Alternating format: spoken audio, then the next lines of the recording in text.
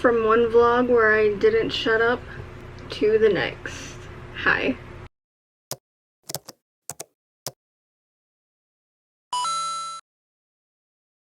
Hey besties, welcome back to my channel. My name is Lo. If you're new here, I am 24, I live on Oahu, I am deaf, and I'm super excited to see you today. I love the idea that I had for this vlog. So last year I did something kind of similar where I recommended some horror books for the season, just because like it was the season that was most appropriate to do that. And I love horror with everything that I've got. So I was like, yeah, sure, why not? And plus the, I guess, hobby of reading books was rising at that time, so I was like, you know what, they'd love this. So I made a horror book recommendation last year, but throughout this year I've come to terms with the fact that I will probably never be a real book girly, and I'm actually really all about movies, and I have been this whole time. I love movies. Movies are so important to me. I love the art behind it, the science, the work ethic that goes into movies, the acting part of it, the screenwriting, the producing. I am literally all for all of it. Movies have a very special place in my heart, specifically horror movies. I don't know what it is. I think I'm just kind of like unhinged a little. My comfort movies are horror. So I don't know what that says about me. Do with that what you will. I'm just saying. Yeah, movies have a very special place in my heart and in my life. It's very prominent. I'm always at the movie theater. Well, maybe not always, but at least once a month. I'm also always following heavily behind the people who are involved in making movies, like movie critics or movie reviewers on social media, and like the production companies themselves, just because it's something that really interests me. But I don't want to like dive too far into like the sappiness of why I love movies so much, and I don't feel like I have to prove anything, because for some reason the community, the movie community, it can be kind of like, if you haven't seen a certain kind of movie, or if you don't know a certain producer or director, or if you haven't seen the certain screenplay, then like your cinematic education is at a D+ at best. But I don't like to follow those kinds of stereotypes or those kinds of expectations. I just think that literally anybody can enjoy a movie for a different reason, and that's like the whole beauty of it. So I don't like to hold people to like certain standards when we are talking about movies. It's just, you like what you like. You don't have to know everything about it. There's a very simple end of it and a very complex end of it, and I think I would like to place myself in the middle of that. But I understand both ends, so I think I'm well off enough with my cinematic education that I can make this specific video, which, hi, we're like 5 minutes in, and I still didn't even tell you what we're doing here yet. I'm gonna be talking about / recommending some of my favorite horror movies for the season, because it's spooky season, and then by the time you guys see this, I'm filming this kind of late, but by the time you guys see this, it'll be later in October, and it'll be like the perfect time to crunch these movies because they're so scary and so good. I can't dive right in without giving you guys the obvious honorable horror mentions that literally everybody talks about all the freaking time. What kind of horror movie vlog would this be if I didn't bring up very classic movies such as the Conjuring franchise, anything by Peele, so like Us, Get Out, Nope. The top 2 A24 horrors, I would probably have to give it to Midsommar and Hereditary. We've got The Babadook up here. We've got Insidious up here. I wouldn't feel comfortable putting this vlog together without these. Also the classic like 70s horror slashers, you know, like Halloween, Friday the 13th, Nightmare on Elm Street, and of course the movie adaptations that Stephen King has made recently, like It Chapter 1 and 2 from 2017 and then 2022, or was it 2021? I forget. It doesn't matter, but I think both of those years might be wrong. I'm not the best with memory. It's okay. Obviously, The Shining and Doctor Sleep are very, very good horror movies as well, so it would not be right of me to give you guys a horror movie vlog without first mentioning these. So thank you for your service. I really appreciate all of these movies and all of their contributions to the horror genre. Horror is nothing without these movies. At least modern day horror. Don't come for me. But now that that is out of the way, I want to talk about a couple of movies that might not be on everyone's radar. Some of them are like, they weren't really talked about that much, they weren't as popular, there wasn't that much advertising for it. Well, maybe there was, but like I didn't find them until a lot later. Only some of these are. There's a few that really aren't. This is also in no particular order. There's a bug on my Mac. Fly away, thank you. But I will give you a gore rating on them, just so you have at least that, because it's a recurring theme, okay? Very recurring. Now we can dive right in. So, the first rec that I have for you guys, you have probably definitely heard of. There were these movies from the 80s area, and they have recently been reprised and redone, which I love. So, I'm bringing up The Evil Dead. We've got The Evil Dead 2013 and then The Evil Dead 2023. The Evil Dead 2013 was probably one of the movies that sparked my love for horror from the very beginning. I was 14 years old when this movie came out, and I saw it not long after it was released for the first time, and I think the heart palpitations that I got were like borderline addictive, because I have watched this movie 1,000 times since. I love this movie. It is so scary, so uncomfortable. There are even parts where it's like inappropriately funny. The Evil Dead 2023 is also right up that alley. It's just not as intense, if you will. It's definitely an Evil Dead movie. Like, I will give you that. It's an Evil Dead movie for sure. It's a very good addition to the Evil Dead franchise. However, it's a lot softer than the 2013 version, but it still gets the job done. If you are to watch them, you don't have to watch them both, but I do recommend it. And if you do have to pick only one, I would suggest the 2013 one. I would give them collectively a gore rating of like 6.5, maybe 7 out of 10. Because there are some parts where you're like, that was fucking disgusting. So, moving on, we have this very intense indie film that you probably heard of, but I have to look up the year because I'm really not sure what year it came out. It's kind of older. It's not that old.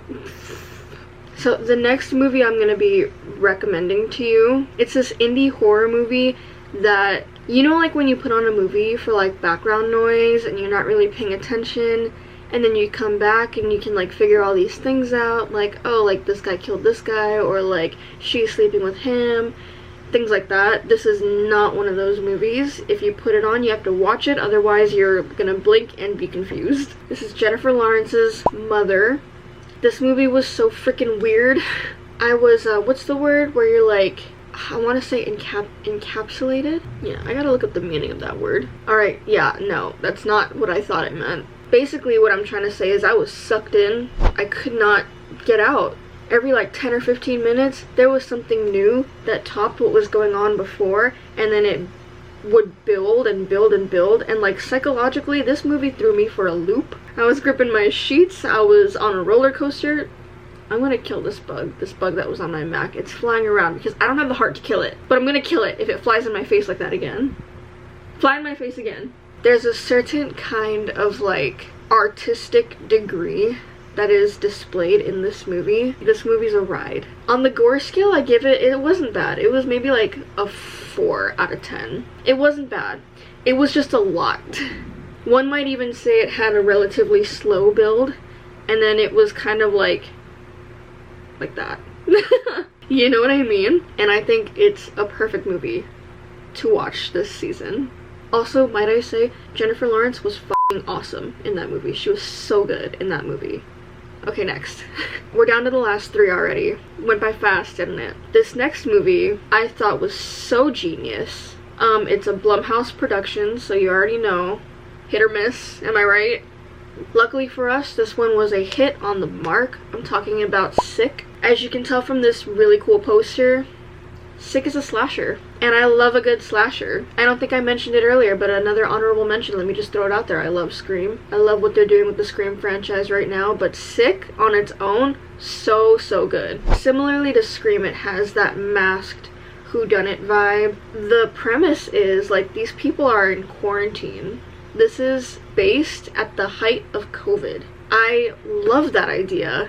Like, we were all secluded. COVID was a very scary time for a lot of people. So it all just kind of ties into this really uncomfortable, really like vulnerable feeling that this time period had, as well as what a slasher can bring to a movie. And I thoroughly enjoyed it. There's also a pretty decent plot twist in this one, so it was very good for me. I had a great time. If you are not very into intense, very scary horror, and you're just kind of here for a good time, you know what I'm saying? Like, you want it scary enough to where it does its job, this is your scary movie.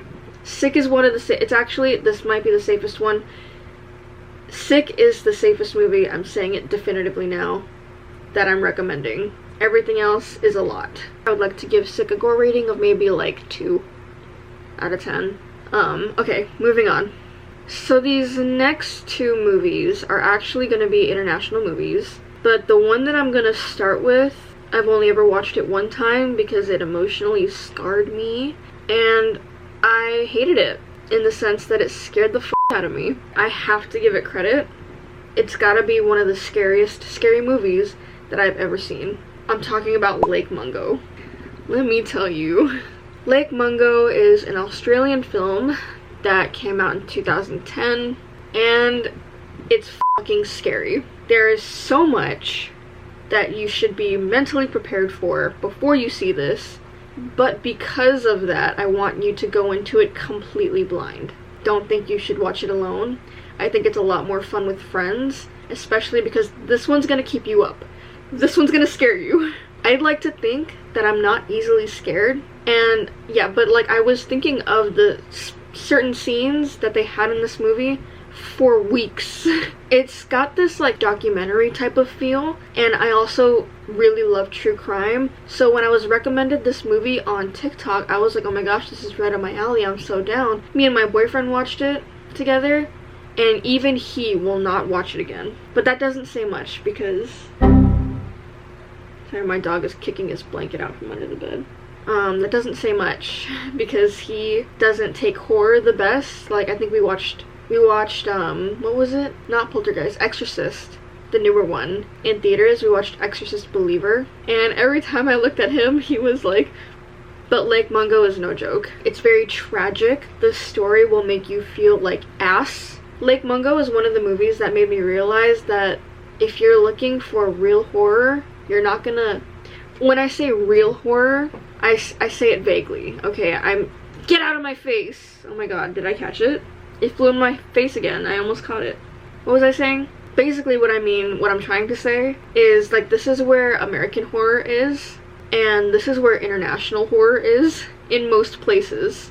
I would never have taken Australia to be one of those places, but this is a good piece to showcase for that. So if you're looking to stay up all night and feel really uncomfortable, maybe have a nightmare or two, never want to go swimming again, Lake Mungo's where it's at. Gore rating, there are some scenes, I'm gonna give it a 6 out of 10. Are you guys still here? You still with me?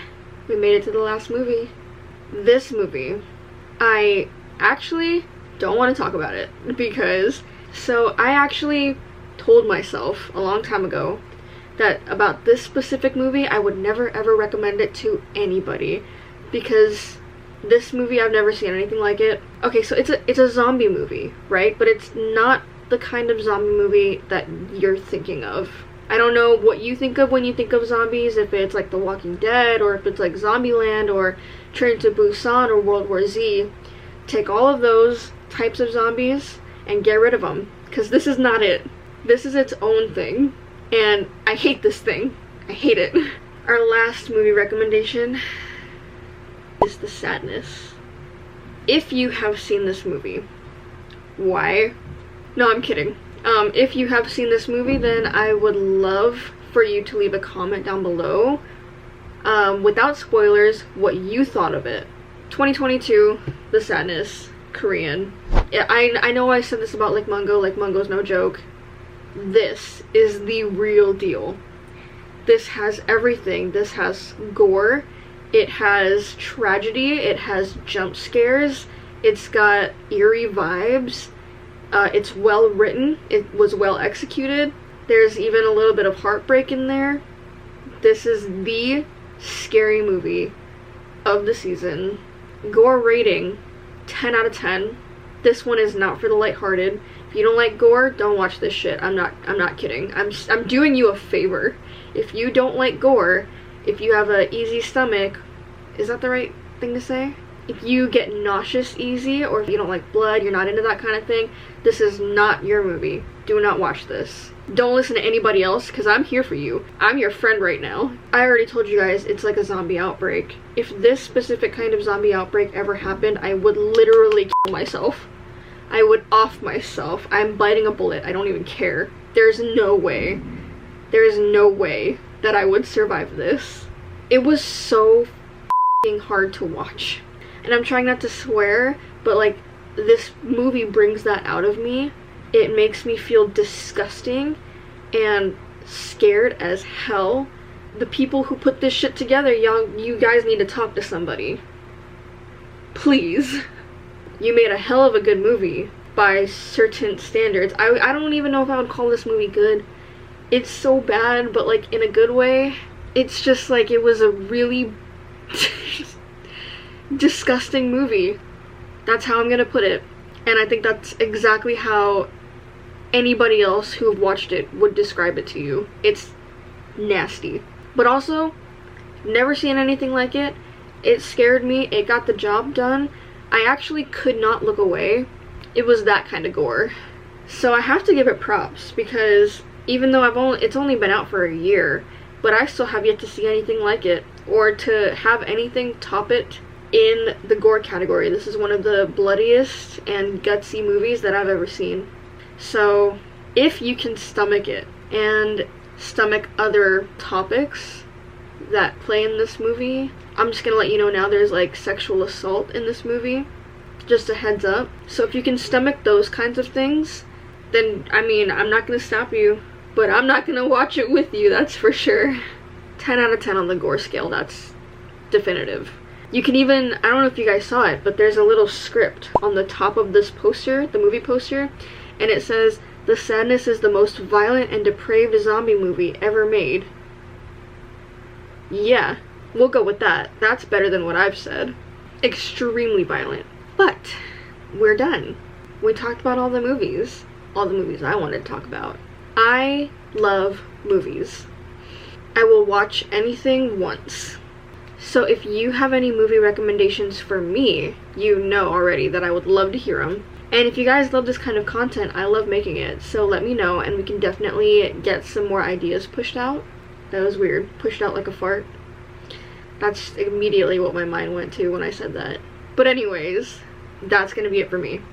If you watch any of these movies, please let me know what you thought. And if you stayed all up until this point, do me a super huge favor and comment the knife emoji. You know, like Psycho? Yeah, you know. That's it for me. I'll see you guys later. Bye!